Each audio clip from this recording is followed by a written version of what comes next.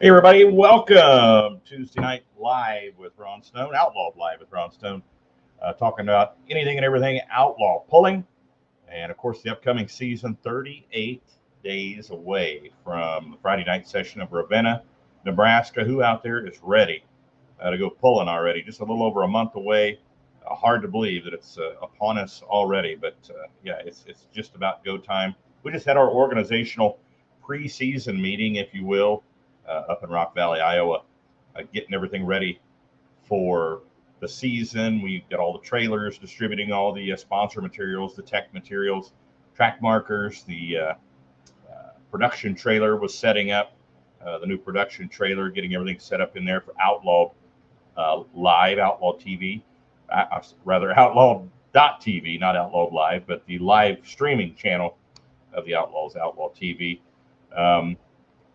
Happy to be here this Tuesday night. Mike Idle, my usual cohort on the program here, not going to be on here tonight. I don't think. He said he might be in a little bit later. I think one of his kids had a program at 6 o'clock, so we may see him on here. But we will definitely have his weekly piece on here, the spotlight on a specific puller each week when the smoke clears. Now, this week, timing was perfect for this because we're trying to get all of our sponsors on the podcast here every week. This week, we're going to highlight and spotlight Wayman Diesel Performance, the exclusive sponsor of the limited pro diesel pickup class with the Outlaws. And of course, Jason Wayman is our spotlight tonight on When the Smoke Clears. So Jason will be in here just a little bit later. I told him about 7:15 to come on, and we'll chat with him a little bit. Then we'll do the piece When the Smoke Clears, spotlighting him and his truck, Megatron.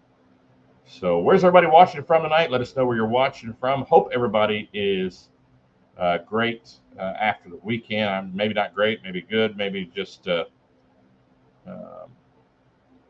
hopefully everybody had their head down and everybody was clear of the bad weather. I know somebody with the Outlaw team put out a message on Facebook asking and making sure everyone was okay, asking everyone to check in Nebraska and Iowa, but there were tornadoes in Kansas and Oklahoma as well. So let us know where you're watching from. Let's see. I got some folks watching on YouTube tonight. Hagen says this ain't live. It sure is live. No delays. This is live as it's happening here. Jordan Lear outdoors, ready for pulling season for sure. Yes, sir. He's out of Tightwad, Missouri. Tightwad on their way down to Lake of the Ozarks. Ronald Stone, that's my pop watching from Southern Ohio. Checking in. Robert Miner checking in from Niobrara, Nebraska. So, yeah, let us know where you're watching from. We'll put you on the show here. Stay tuned. About 7:15, we're going to have Jason Wayman on here from Wayman Diesel Performance. Dallas Todd watching from Scottsbluff, Nebraska. Artie Johnson, Tallahassee, Florida. Sweet. It kind of felt like Florida here today. It was 84 degrees. Now the storms are trying to move in.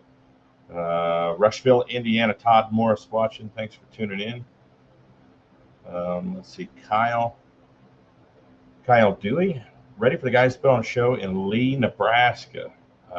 What a great venue, Lee, Nebraska, at the fair there. I announced that pool a couple of years ago. Wow, what a great crowd.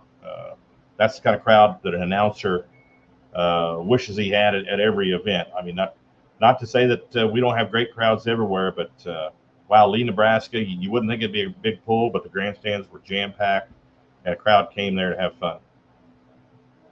Tina Berger, Wilbur, Nebraska, tuning in. Thanks for tuning in.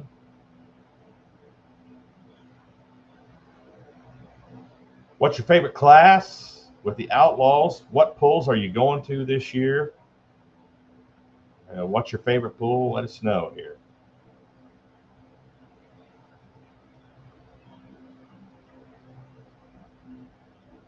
Andrew Sprock tuning in from Vandalia, Missouri. We know what Andrew's favorite class is, of course, super modified two-wheel drive, I would say. We've got people tuning in from all over the country here. Indiana, Florida, of course, Nebraska, Ohio, Iowa, Kansas, Missouri, Minnesota, Wisconsin, Oklahoma, Colorado, Wyoming. A lot of folks tuning in tonight. Thanks so much for tuning in. We'll go about an hour tonight. Like I said, we're going to have Jason Wayman on here. Russ Dostal tuning in from Pierce, Nebraska. Andrew Sprock, surely not. Well, it was just an assumption. You know, we speculate here on the show, Andrew, that you're a two-wheel drive fan.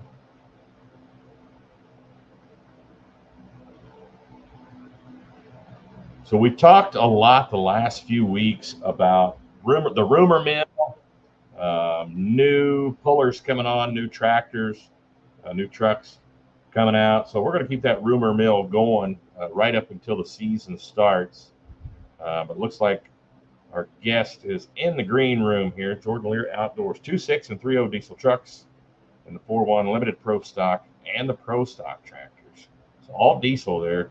Jordan Lear, his favorite classes. Well, we got a good show for you tonight. We've got Jason Wayman from Wayman Diesel Performance sitting in with us tonight from his shop in Nobbinger, Missouri up there. What's going on, Jason? How are you tonight? I'm great. Have one of the kids with me tonight and was able to drop him off at my mom's so she could watch him, or otherwise he'd be down here raising a racket. You got little man with you there tonight? Yeah, I dropped him off at my mom's. Okay, gotcha. He'd be right here trying to wrench on things or hammer stuff or whatever he wants to do in the shop. He's a pulling fan, man. Yep, yeah, he loves it. He loves it. Anytime a pulling video comes on, he stops everything he's doing and he tunes in. I think it was one of the last pulls last year that got rained out.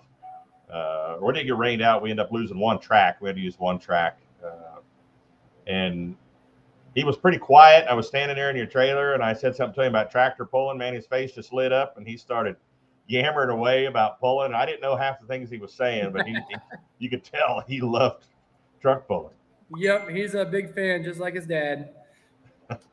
Marty Samuelson tuning in. Hi from Ravenna, drying out from 5 inches of rain, cleaning up from tornadoes. Hope everybody's all right up there. Did you get any bad weather over the weekend, Jason? Nothing major, just several inches of rain. Then, of course, the river here, it got out. It covered about 80-90% of our crop ground. But it was all back in its banks within a day. Okay. Good deal. I know there were a lot of tornadoes around in Nebraska and Iowa on Friday, and then Saturday, there was some stuff going on in Kansas and Oklahoma. So hopefully everybody's all right out there in our viewing audience. We're in Tornado Alley, and it is that time of year. So just part of life that we deal with out here in the Midwest. But we've got perfect timing here tonight, Jason. We've got, I'm sure you talked to Mike Idle a little bit in the last week or so about this new When the Smoke Clears spotlight we've got going on. Yep. He has sent me a deal, and I filled it out to my best ability and sent it back to him and let him do with it what he wants to.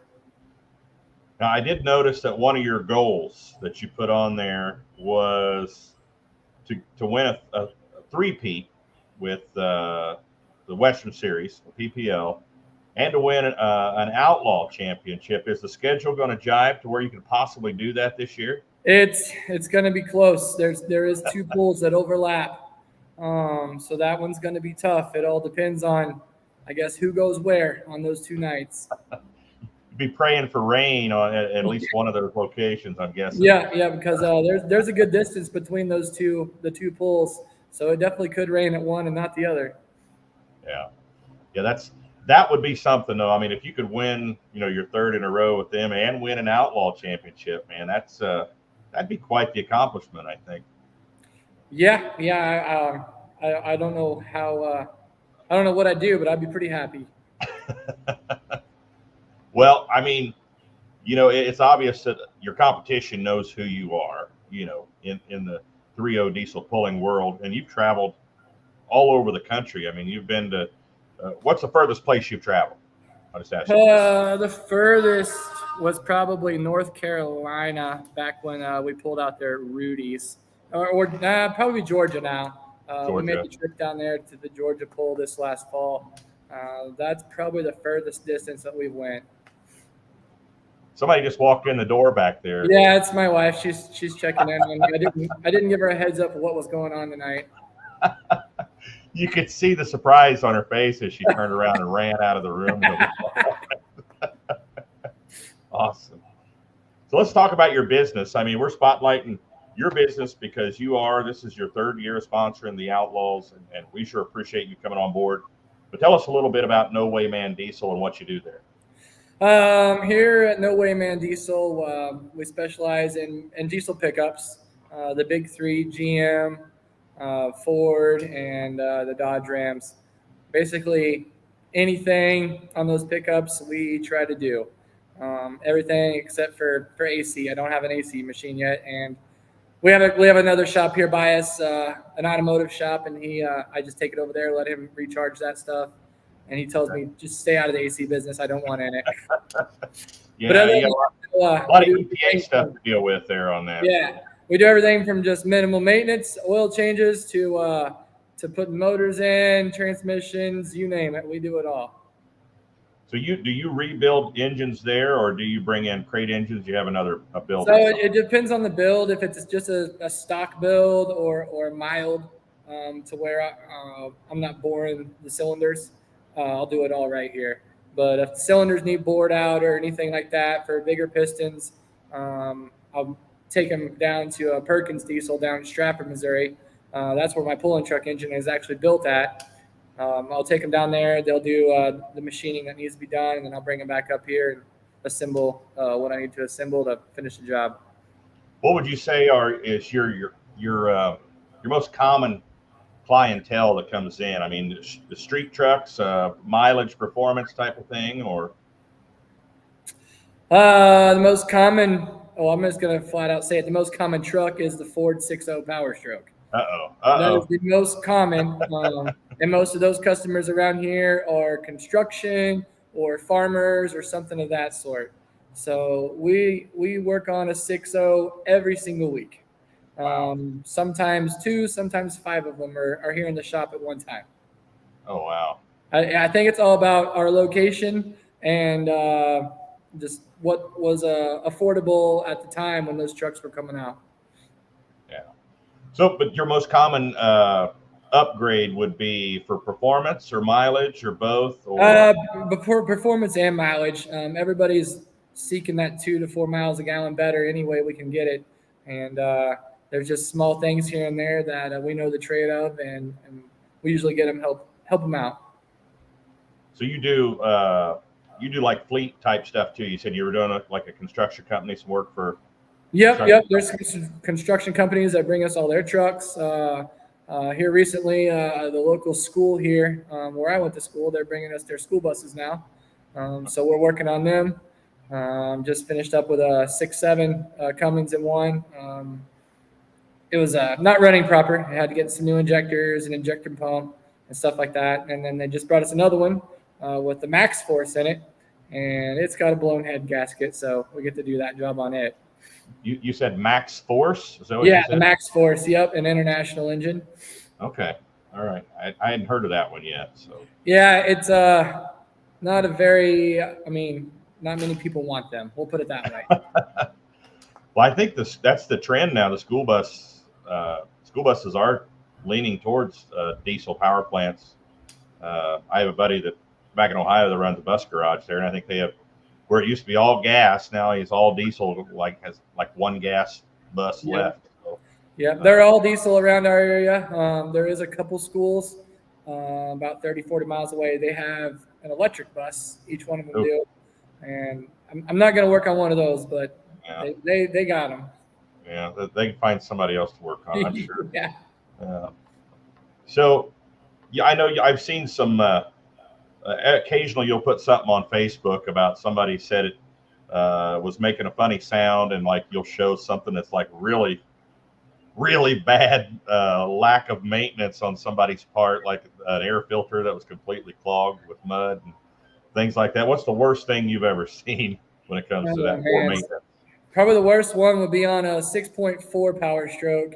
It just wasn't running worth a darn, and we just started tearing it apart, and we finally got down to the oil filter housing. We pulled the oil filter out, and you could not even see the filter. It was completely surrounded with sludge. We had to scoop the sludge out of there with spoons. Once we got the oil pan off, we had to just basically use our hands with rubber gloves and dip it out. Wow. The engine ran, but we don't know how it ran. How it had any oil pressure at all. Yeah, that one's probably one of the worst ones.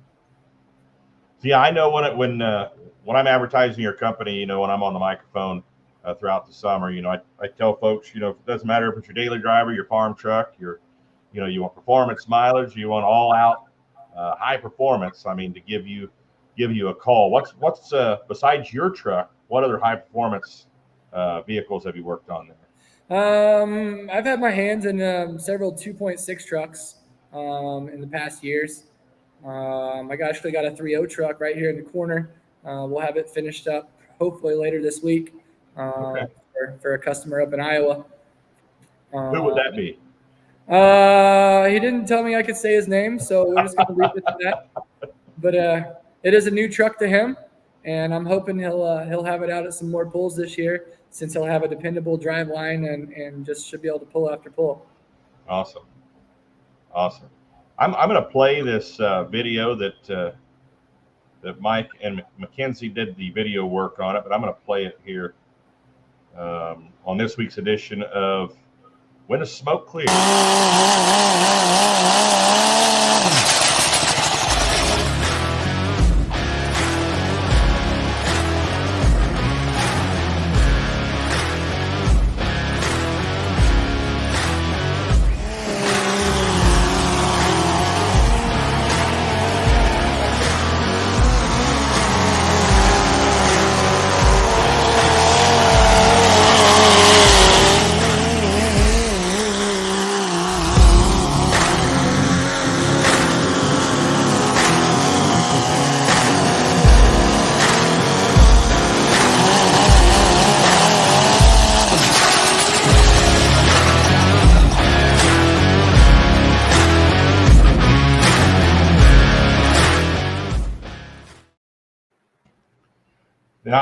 Now, just watching that video, does that video get you pumped up, make you want to go? Yeah, I'm pretty pumped.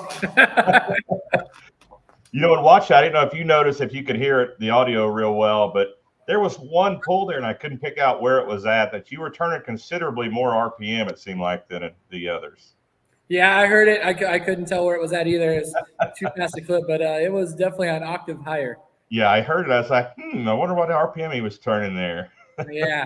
Most of the times, we're right around the 4250 RPMs going down the track. But that one sounded like 4,700 pretty easy. Yeah, I watched that a couple of times, and I couldn't figure out where it was at. But yeah. And it definitely wasn't from a gear change. We don't change the gear in the truck all year. Once season starts, I don't change anything. I stay consistent. Just looking through the bio that you filled out here for for when the smoke cleared. You've been pulling for 14 years. Does it seem like it's been 14 years? No, it doesn't. It seems like the older I get, the faster time goes. Everybody knows that. Yeah, yeah, that's the truth. First hook, Palmyra, Missouri, Young Farmer Super Pull. Now, was that your street-driven pickup you took there? That was the original Megatron back when I drove it on the street every day. I had a manual 6-speed tranny in it. I think I put a street triple disc, a Valor clutch in it, some bigger injectors and turbo, and drove it there. You know, a funny thing that I think we could talk about it just a little bit here was it's been several years ago when some of these protests started happening, and you were down. Where was you down near Jeff City, Missouri, or somewhere? Yeah, I was south of Jeff City on 50. And you had said something about it on Facebook where you had went around these protests. They were like bussing themselves. They said they were marching across Missouri, but they were literally bussing themselves there, then marching through town. Yep. Then get back on their bus. I think this is when they were maybe getting back on the bus on the other side of town. Is that right? I'm not sure what they were doing, but it was the Ferguson protesters. You all remember that? Yeah. And I popped over the hill doing my 65 miles per hour, fully loaded 36-foot flatbed trailer with corral panels, like fully loaded. And here they are in the middle of the road. And I had to go off the shoulder, and my tire was partially in the grass. And when I went around them, I just laid on it and let the smoke roll. And there just happened to be a reporter there doing a live broadcast. Yeah. Wasn't expecting that. But as I passed, I saw the camera just focus in on me. That was hilarious because you could see the smoke on the broadcast. I went and found that news station. I think they were out of St. Louis, and that was hilarious. So that was a good one. But. Yeah, that was seen by a lot of people back in the day. So getting back to the bio here, let's see, wildest ride. Wait a minute, you won the 2018 Shy Diesel Extravaganza on a Friday night, finishing second on Saturday. I mean, that's a pretty big milestone, I would say. Yeah, that's a very big one. I believe there was, I don't know if there was 60 trucks in our class each night, and somehow pulled off a first one night and a second night. And my other teammate back in the day, Jordan Kinderman, he got second, I believe, this first night, and then he got first the second night. So that was pretty awesome. That's a big deal in the diesel pickup world as far as competition. Wildest ride, 2023 Wagler Fall Nationals. Tell us about that. I mean, you're talking this last fall. Yeah, so I decided to move the cone at the starting line to clear the other side of the track because everybody was falling off a little bit, and it just seemed to me like the other side I might be able to go a little bit further. So here I go, trying to do hero or zero, and I made it towards the end, and the truck started bouncing, and it was like one of the last pulls of the season. I didn't let off the throttle. Stayed in. And I went clear until the front end completely broke. So they unhooked me, and as I'm driving off the track, my front right wheel, hub assembly, everything just goes exit stage right. Like the song. My mouth open. I don't know what to do. They ended up having to load me in the trailer with the backhoe. Oh. That was tough. Never good. Biggest pulling hero. You said you can't name just one individual. All the wonderful people you're surrounded by from pull to pull. Inspired by all the pullers that acknowledge all the pulling fans. That's super important. That actually take the time to share their knowledge and answer all the questions. They're the real heroes of pulling. Best pulling advice: never settle for second place. That's where your competitor belongs. Of course, your job is you're the owner, operator, technician, No Wayman Diesel Performance. We talked about your goals about getting that three-peat with Pro Pulling League Western Series and getting your first Outlaw Championship. But you were pretty close last year, even with missing an event. You still got pretty close. You were nipping at the heels of Ryan Stahl there. he gets his engine from the same place that you do, so he's got that thing running pretty well. Yep. We're both out of the same stable there. Best part about being an outlaw, knowing that at every event, pulling with an elite group of pullers and friends that you call family. Message to the fans. Personally, you said you wanted to say thank you to every single fan that attends the outlaw events. Without the fans, wouldn't be able to do this sport. It takes your attendance and support to make this all possible. And while at any pull, you said you encourage folks to walk through the pits and check out all the pulling vehicles, ask questions, take pictures, and get involved. And you said you look forward to seeing all the fans at the track. And, of course, follow you on Facebook, Instagram, and check out the website at Wayman Diesel Performance, or NoWaymanDiesel.com is the website for your shop.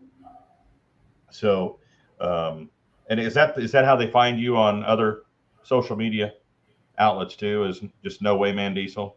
Yep, Wayman Diesel. Type it in, do a Google search, whatever you want to do, and it'll bring up everything. Okay. That website, the NoWaymanDiesel.com. It's a new website. We just launched it about a month ago. We have hundreds of products on there that we sell and install here at our shop. We'll ship all over the United States.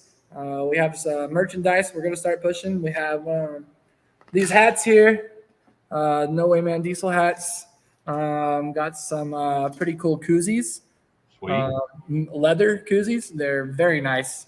Got the Stanley Cups, shirts, hoodies, whatever you guys want. We got it all.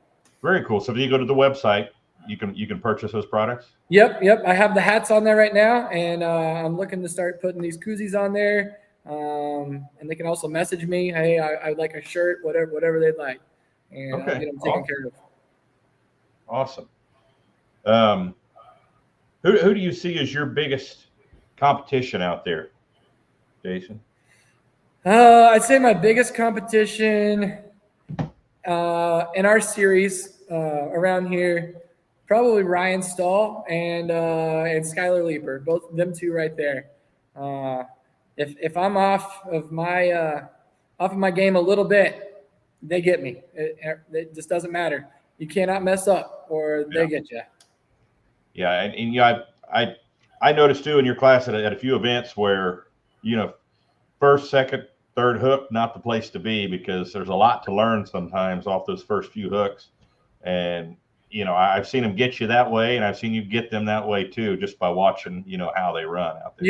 Yep. It all depends on what time we hook.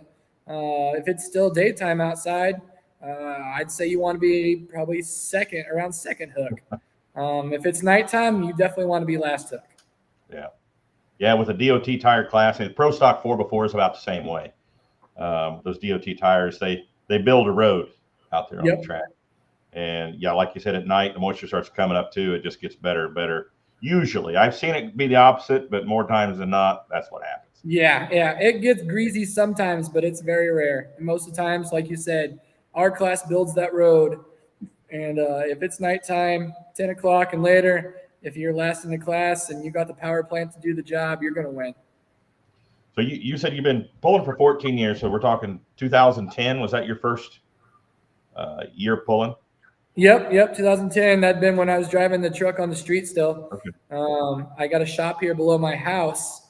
It was just a farm shop then, a one-hole, dim fluorescent lights. I had the truck down in there night after night after working on the farm, just trying to get the angles and everything to hold my pinion down. I put a snubber on top. I had my blocks measured just right, so my hitch was right at 26 inches, and it had it all removable so we could drive them there, and I just needed the jack to put everything in.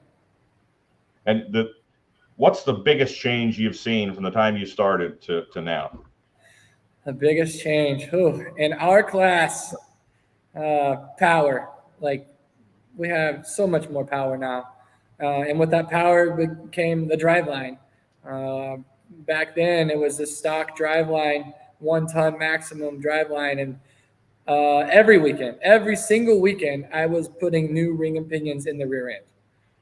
I had stacks of them, just teeth broke clear off or barely broken. I had to throw them away and put new ones in. I think that in its own on its own burnt some guys out on pulling diesel pickups. Yeah, Just it changing. sure did, and I can see that still. Those guys still come to the pools and will support us at pools that are closer to their houses. But I can tell which ones it burned out, and I don't blame them because I was right there. I was right there with them. If the rules didn't change to allow open drive line, I was probably going to do something different. What year was that? We talking? I want to say probably 5 years ago. 4 to 5 years ago, we were able to do an open drive line. Okay, I was thinking it was a little sooner than that, but yeah, not for our class. And I remember a lot of the guys saying they were just sick of changing ring and pinions. Yeah. Week in and week out. Sometimes they'd get 2-3 hooks maximum out of one, and they knew that they were on borrowed time if they got more than one hook out of them. But yeah, and man, that would be a huge problem now because especially after COVID, trying to get that many ring and pinions. You know what I mean? It's the supply, and it's coming back, but it's super slow. It's super slow because the people don't want to go back to work. Yeah, don't get me started on that. I'm gonna start another show called Pulling in Politics. I try not to vent my political frustrations here, but it's pretty ridiculous, some of the stuff going on right now. But anyway, moving on. So what do you see for the future? I mean, are you going to stay where you're at in the 3.0 class? Do you have visions of getting into a bigger class, a 3.6 class or something? Or are you content where you're at? I'm actually pretty content in our class. There's so many competitors now in the 3.0 class. And I think it's actually growing. Like I said, I got a truck right here that's a whole new truck coming out. And I know of several others actually here in the state that are brand new 3.0 pullers. They're coming out as well. Awesome. As far as bumping up to the 3.6 class, it's kind of fallen off. I know several of those guys are actually bumping up to the super stock class, throwing another turbo on it and doing a little pump work and praying it holds together. So I'll see the 3.0 class as long as it's around. And that was something that it was speculated, last year at this time or even a little bit before, some of those 3.6 guys were considering dropping down to 3.0 and pulling in a 3.0 class. And I think there was a rule change I think we did about the interiors and stuff, just to make it easier for those guys to get involved that had already went to that class. But what do you see for this class in the future? I mean, is there any end to the horsepower? Or do you think eventually we're going to get to a point where that's just it? We're not going to get any more. I mean, if we keep the 3.0 smooth bore rule, it's limited. We can only do so much. I know they change the turbochargers every year. They find just a little bit more. But we're kind of capped where we're at right now. I know I'm a common rail, so my pumps are electronic. But I know there's some stuff happening in the mechanical class right now in our classes, not mechanical trucks. Some P pumps that are being made, and they're actually making a lot more power and getting right there with us common rails. So, I mean, they found a little bit more power, but I don't know. I think we're pretty close to where we're going to be. Okay. Well, I mean, where would you look for power right now? I mean, of course, when I say look for power, I mean, you might be looking for, very minute amounts of power, but where would you look, or where have you looked, if you're able to say? I'm obviously the turbo. If there's one available to dyno when the engine's ready, we'll try to dyno it and just see if it makes any more. Then, of course, with every truck out there, injectors. We always want to try. Hey, they call us like, hey, we got this injector. Would you like to try it? See if we make some more. Absolutely.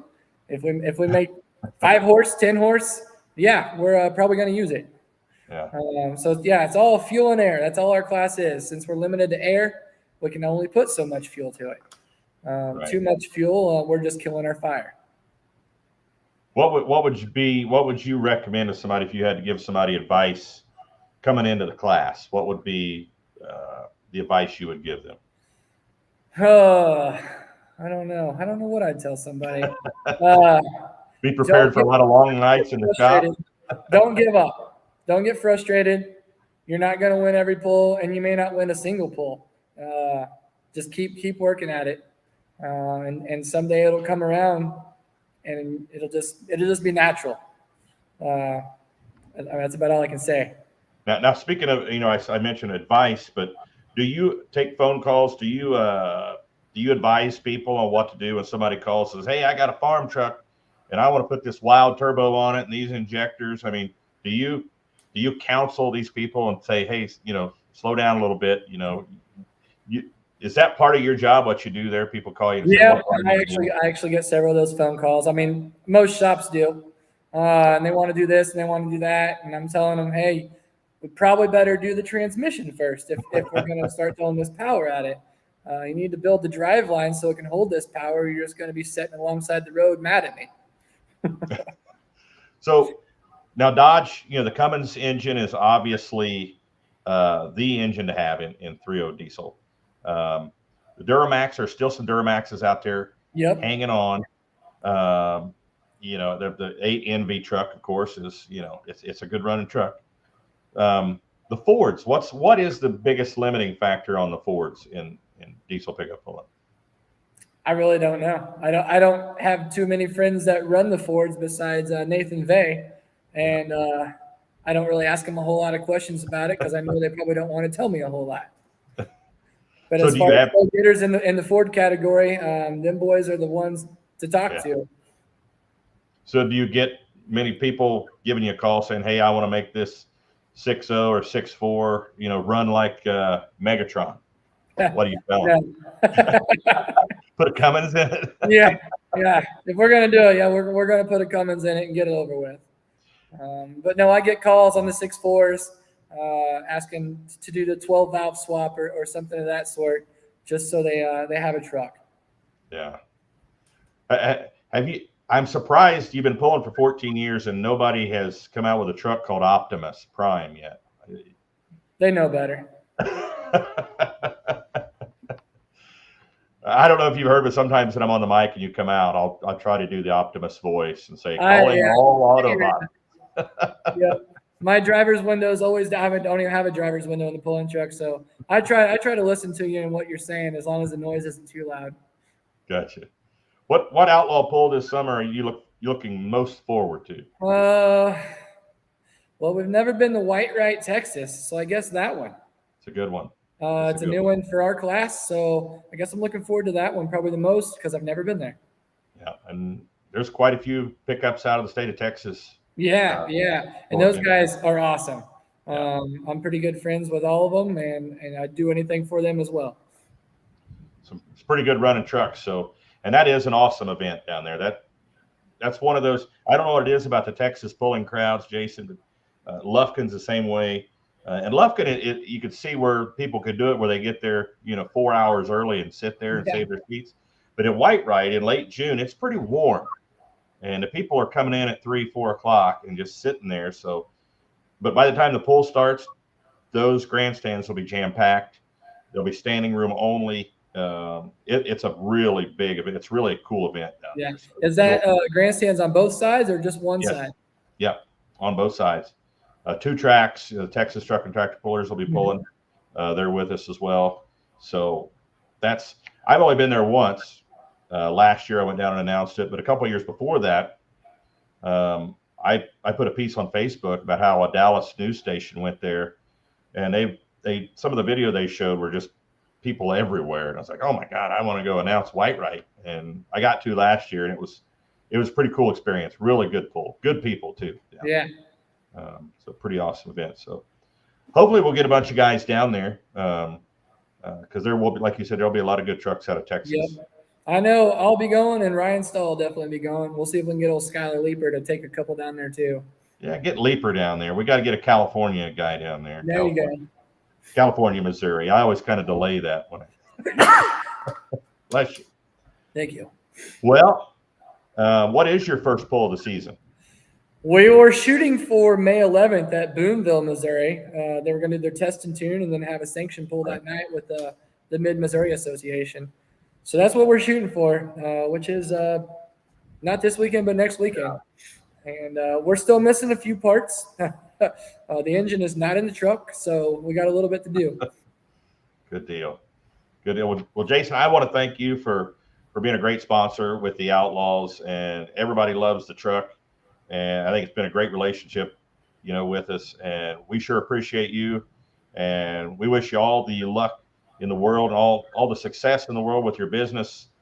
Great people, family business there, and always love chatting with you as well. So thanks so much for coming on, and thanks for everything you do for pulling. Yep, thank you, and thanks for help promoting my business as well, because without this, I definitely wouldn't be able to do truck pulling. So, and it's well deserved, buddy. Well deserved.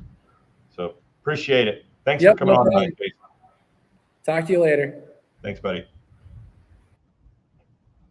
Jason Wayman, Wayman Diesel Performance, and of course, driver of and builder of Megatron. Looking for a three-peat with PPL Western Series this summer, and his first Outlaw Championship, which was so close this last year. But Ryan Stahl, that old Chevy pickup with a Cummins motor in it, took the championship in 2023. So it could be a pretty good battle going in here to 2024 in that limited pro diesel pickup class. And of course, Ryan mentioned going to Whitewright, Texas. That's going to be a great class down there. There's some really good 3.0 diesel pickups in the state of Texas. I'm looking forward to that. If you didn't see the piece we did here a little earlier, Mike Idle started this when the smoke clears with the Outlaws, and I know Mackenzie has been doing a lot of the video and the graphics work. Mackenzie Teating, part of the Beer Money Pulling team, and she also works for Outlawed. Outlawed.tv. So I'm going to go ahead and play that again for the folks that I know we had a lot of people come on board here late in the show. I'm going to go ahead and play this piece. When the smoke clears.